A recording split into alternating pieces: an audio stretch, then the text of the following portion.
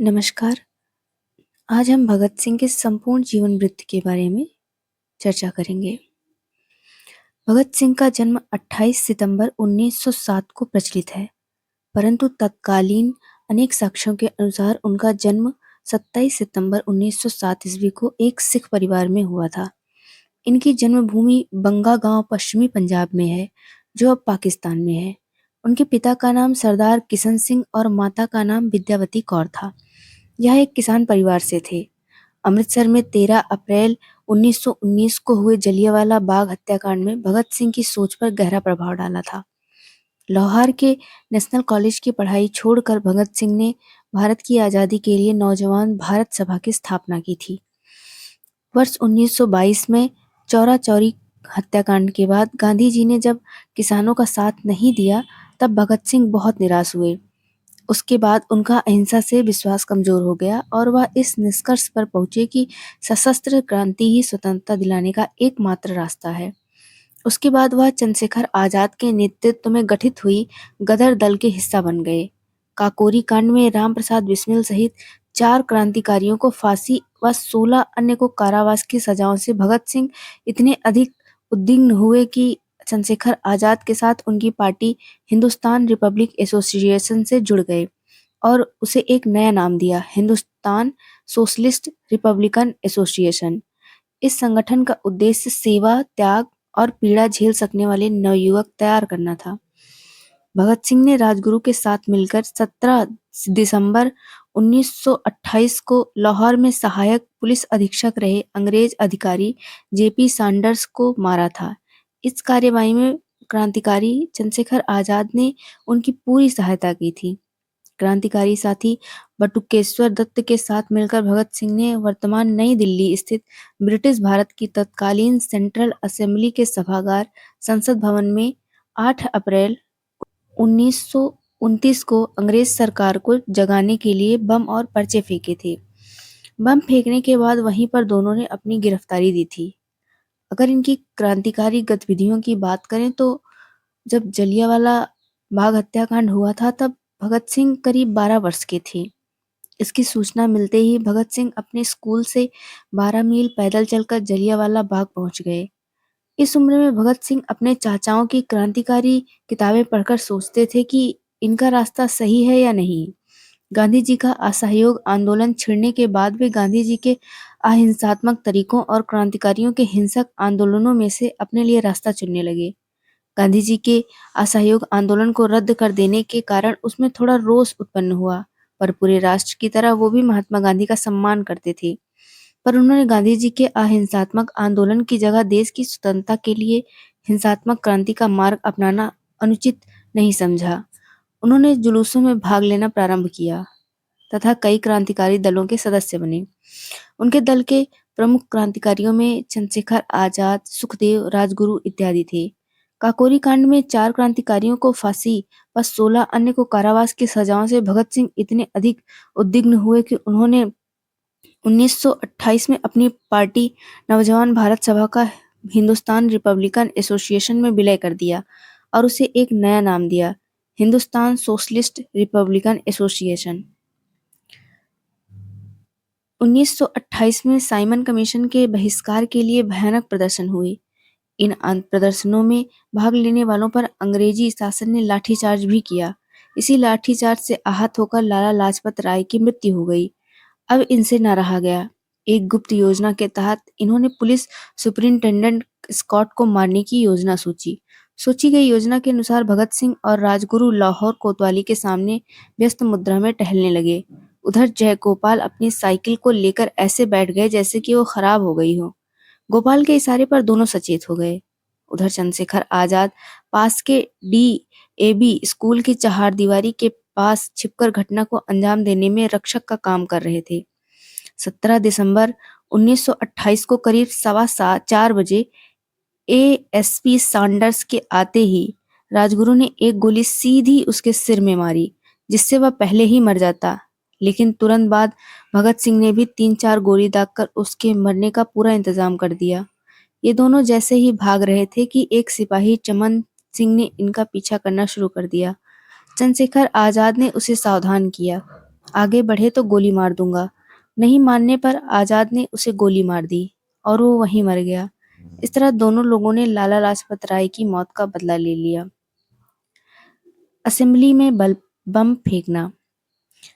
भगत सिंह यद्यपि रक्तपात के पक्षधर नहीं थे, परंतु वे वामपंथी विचारधारा को मानते थे तथा कार्ल मार्क्स के सिद्धांतों से उनका ताल्लुक था और उन्हीं विचारधारा को वे आगे बढ़ा रहे थे। यद्यपि वे समाजवाद के पक्के शोषक भी थे, कालांतर में उनके विरोधी द्वारा उनको अपने विचारधारा बताकर युवाओं को भगत सिंह के नाम पर बरगलाने के आरोप लगते रहे हैं।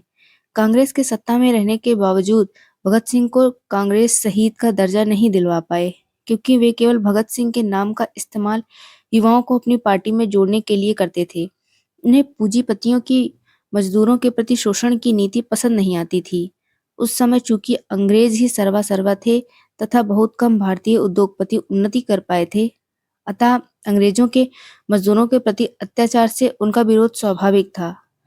मजदूर विरोधी ऐसी नीतियों को ब्रिटिश संसद में पारित न होने देना उनके दल का निर्णय था। सभी चाहते थे कि अंग्रेजों को पता चलना चाहिए कि हिंदुस्तानी जाग चुके हैं और उनके हृदय में ऐसी नीतियों के प्रति आक्रोश है। ऐसा करने के लिए उन्होंने दिल्ली की केंद्रीय असेंबली में बम फेंकने की योजना बनाई थी। भगत सिंह चाहते थे कि इसमें कोई खून खराबा ना हो और अंग्रेजों तक उनकी आवाज भी पहुंचे। हालांकि प्रारंभ में उनके दल के सब लोग ऐसा नहीं सोचते थे, पर अंत में सर्वसम्मति से भगत सिंह तथा बटुकेश्वर दत्त का नाम चुना गया। निर्धारित कार्यक्रम के अनुसार 8 अप्रैल 1929 को केंद्रीय असेंबली में इन दोनों ने एक ऐसे स्थान पर बम फेंका जहां कोई मौजूद न था, अन्यथा उसे चोट लग सकती थी। पूरा हॉल धुएं से भर गया। भगत सिंह चाहते तो भाग भी सकते थे, पर उन्होंने पहले ही सोच रखा था कि उन्हें दंड स्वीकार्य है, चाहे वह फांसी ही क्यों न हो। अतः उन्होंने भागने से मना कर दिया। इस समय वे दोनों खाकी कमीज तथा निक्कर पहने हुए थे। बम फटने के बाद उन्होंने इंकलाब जिंदाबाद, साम्राज्यवाद मुर्दाबाद का नारा लगाया और अपने साथ लाए हुए पर्चे हवा में उछाल दिए। इसके बाद ही कुछ देर बाद पुलिस आ गई और दोनों को गिरफ्तार कर लिया। जेल के दिन। जेल में भगत सिंह करीब 2 साल रहे। इस दौरान वे लेख लिखकर अपने क्रांतिकारी विचार व्यक्त करते रहते थे। जेल में रहते हुए भी उनका अध्ययन लगातार जारी रहा। उनके उस दौरान लिखे गए लेख व सगे संबंधियों को लिखे गए पत्र आज भी उनके विचारों के दर्पण हैं। उन्होंने लेखों में उन्होंने कई तरह से पूंजीपतियों को अपना शत्रु बताया है। उन्होंने लिखा है कि मजदूरों का शोषण करने वाला चाहे एक भारतीय ही क्यों ना हो, वह उनका शत्रु है। उन्होंने जेल में अंग्रेजी में एक लेख भी लिखा जिसका शीर्षक था, मैं नास्तिक क्यों हूँ।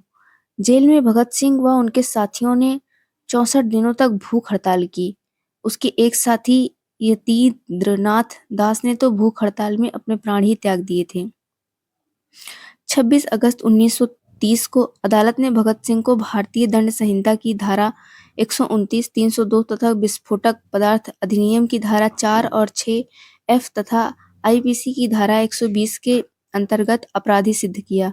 7 अक्टूबर 1930 को अदालत के द्वारा 68 प्रश्नों का निर्णय दिया, जिसमें भगत सिंह, सुखदेव तथा राजगुरु को फांसी की सजा सुनाई गई।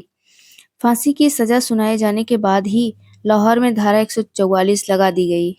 इसके बाद भगत सिंह की फांसी की माफी के लिए प्रिवी परिषद में अपील दायर की गई, परंतु यह अपील 10 जनवरी 1931 को रद्द कर दी गई। इसके बाद तत्कालीन कांग्रेस अध्यक्ष पंडित मदन मोहन मालवीय ने वायसराय के सामने सजा माफी के लिए 14 फरवरी 1931 को अपील दायर की कि वह अपने विशेषाधिकार का प्रयोग करते हुए मानवता के आधार पर फांसी की सजा माफ कर दें। भगत सिंह की माफी की सजा माफ करवाने हेतु महात्मा गांधी ने 17 फरवरी 1931 को वायसराय से बात की। फिर 18 फरवरी 1931 को आम जनता की ओर से भी वायसराय के सामने विभिन्न तर्कों के साथ सजा माफी के लिए अपील दायर की। यह सब कुछ भगत सिंह की इच्छा के खिलाफ हो रहा था, क्योंकि भगत सिंह नहीं चाहते थे कि उनकी सजा माफ की जाए। 23 मार्च 1931 को शाम में करीब 7:33 पर भगत सिंह तथा उनके 2 साथियों सुखदेव व राजगुरु को फांसी दे दी गई। फांसी पर जाने से पहले वे लेनिन की जीवनी पढ़ रहे थे और जब उनसे उनकी आखिरी इच्छा पूछी गई तो उन्होंने कहा कि वह लेनिन की जीवनी पढ़ रहे थे और उन्हें वह पूरी करने का समय दिया जाए।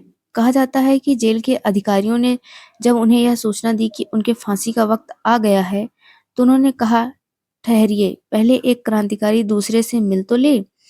फिर 1 मिनट बाद किताब छत की ओर उछालकर बोले, ठीक है, अब चलो। फांसी के बाद कहीं कोई आंदोलन न भड़क जाए, इसके डर से अंग्रेजों ने पहले इनके मृत शरीर के टुकड़े किए, फिर इसे बोरियों में भरकर फिरोजपुर की ओर ले गए, जहां घी के बदले मिट्टी का तेल डालकर ही इनको जलाया जाने लगा।